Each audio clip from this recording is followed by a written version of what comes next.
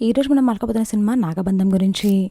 ఇక స్టోరీలోకి వెళ్తే ఈ సినిమా భారతదేశంలోని పురాతన విష్ణు ఆలయాలు నాగబంధం అనే రహస్య ఆచారం మరియు దాగి ఉన్న నిధి చుట్టూ తిరుగుతూ ఉంటుంది. హీరో విరాట్ కర్ణ తన ప్రయాణంలో ఎన్నో పురాతన రహస్యాలను ఛేదించే ప్రయత్నం చేస్తాడు. ఆ క్రమంలో అతనికి నబ్బా నటేష్ మరియు ఐశ్వర్య మేనన్ సహాయం చేస్తారు. కానీ ఆ నిధిని సంపాదించుకోవాలి అనే ప్రయత్నం చేసే శక్తివంతమైన శత్రువులు కూడా ఉంటారు.